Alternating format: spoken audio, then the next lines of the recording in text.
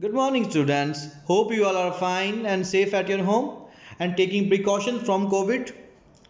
So, students, in our previous video session, we have discussed about private sectors and government sectors, the planning of Indian government and the 5-year plan which they are making for the development of our India and their people as well, and the economic foundations. Their first plans in 1956 and 1961 second. First one, as I told you, was based on agriculture and second was based on industrialist.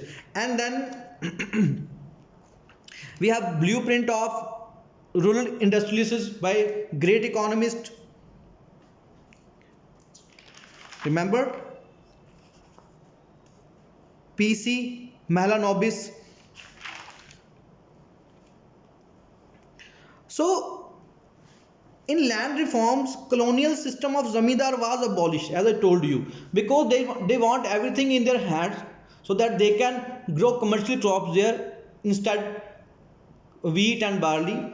So attempts at consolidation of land and bringing small pieces of land together in one place was initiated by British East India Company on that time. But after independence, people are hoping from their Congress party, from their government, that they will make them happy by giving them some lands to grow, because yeah, we are very lack of water now because India was divided, as I told you, the two places. Okay, so what is green and white revolution? Today we'll discuss about green and white revolution. Students, we all know very well about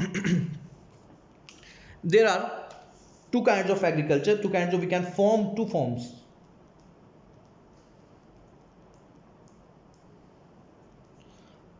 One was subsistence. Okay. Second is commercial. Now, what is the difference between subsistence and commercial? Subsistence agriculture is the agriculture by old methods, by old tools, by old techniques, and you can only there grow by the needs of your family. You don't need to grow more. But in commercial agriculture, the agriculture founded by East India Company, or the, we can say, the ideal for the green evolution is the Western countries. So during 1960, the government offered high yielding variety seeds instead of organic seeds.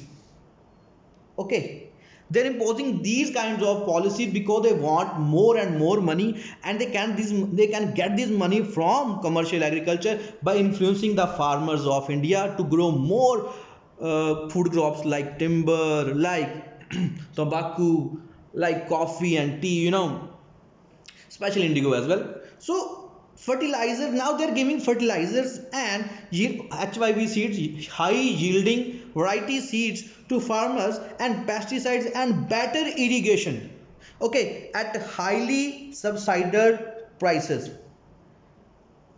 So in Indian government also initiated these movements. They also, as I told you in our last video session, we have discussed about the Bhakra Nangal and Hirakud Dam, where government is planning to give proper facilities of water and electricity to their farmers so they can grow more food crops and they can make them rich and happy, and we will get them prosperous state as India, and the many states like they have initiated and they have started the green revolution in their field. We have Punjab, Haryana, Uttar Pradesh. Later we will discuss about this. So this was termed as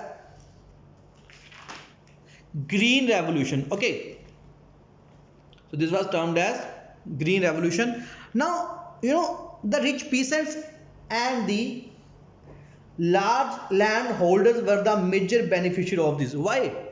Because to buy HYV seeds, to buy fertilizers and many other chemicals, you need money, large parts, large land, you can say. And for this, only rich peasants and only large landholders can afford this. So the beneficiary, they were the only beneficiaries. Who were the beneficiaries? Rich peasants and landholders. That's why some who has less lands, they started their interest in skill programs, in industrialization, and they cut off themselves from the agriculture. Okay. So because agriculture is day by day modernizing, they need more money, they need more lands, and who has 5 to 7 acres, they can't afford these kind of expenses. So some regions like Punjab, Haryana, and Western Uttar Pradesh become agriculturally prosperous because these states have had a lot of lands. Okay, fine. So while others remained backward, why? Money and less fertile areas.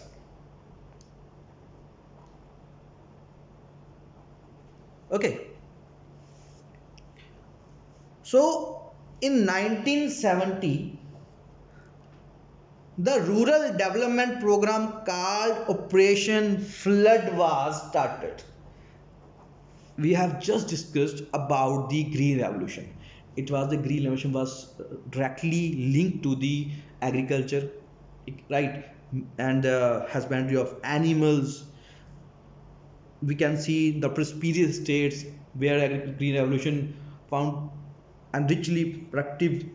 That were the large landholders, peasants from the places Punjab, Haryana, and Western Uttar Pradesh.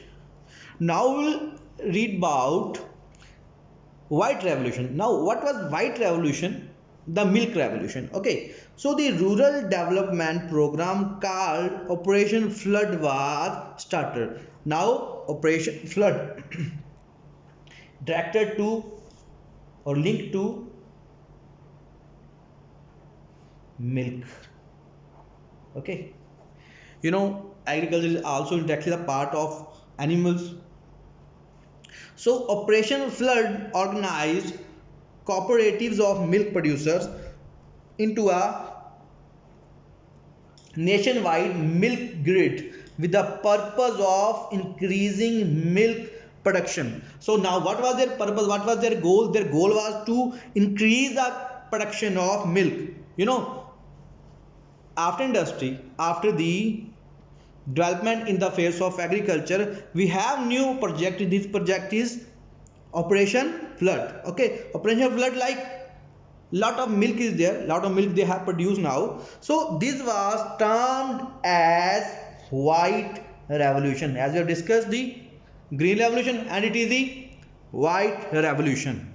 Okay students, today we have discussed Green Revolution, White Revolution.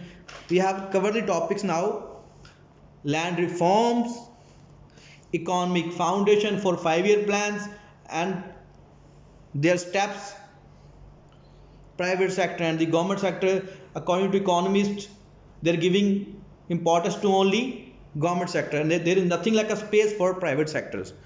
Okay, tomorrow we'll do the milkman of India, later developments.